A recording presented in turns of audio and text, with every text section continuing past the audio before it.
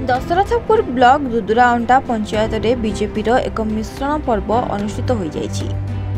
एही परिप्रेक्षी रे दुदुराअंटा पंचायतस्थ शासन ग्रामर दंडा पड़िया ठारे एक साधारण सभा धनंजय मल्लिक सभापतित्व रे अनुष्ठित होइतिला।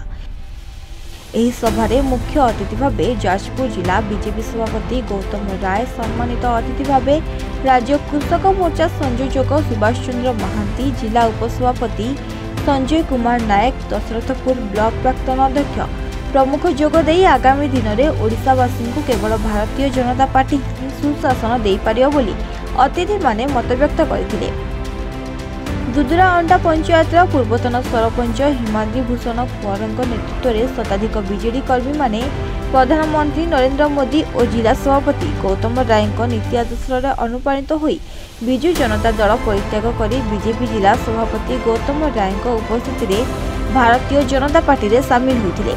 पर जिला सभापति श्री राय समस्त दलीय उत्तरीय टोपी और पुष्पगुच्छ दे संबोधित करथिबा देखिबा मिलुछि। धनंजय मल्लिक आम 6 नंबर जोन साधारण संपादक। कहबे आज आप पंचायत जो बीजेडी तरफ जो कर्मी माने दल त्याग करी आसी बीजेपी रे मिश्रण हेले कोन कहबे? मु एति कहबी जो परिवर्तन स्रोत रे सारा ओडिसा रो ए परिवर्तन स्रोत जो चली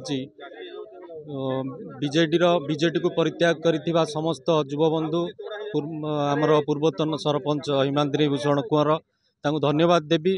सी आसी आम सहित आम भारतीय जनता पार्टी परिवार सहित सामिल होइतिबारु सारा भारत रे एबे मोदी लहर चलती। लहर रे समस्ते धीरे धीरे सामिल हेबे। भारतीय जनता पार्टी एटी केंद्र रे भारतीय जनता पार्टी रो सरकार हबो। ओडिशा रे मध्य भारतीय जनता पार्टी रो सरकार निश्चित भाव में हबो। दशरथपुर चित्तरंजन मल्लिक रिपोर्ट, एवान ओडिशा।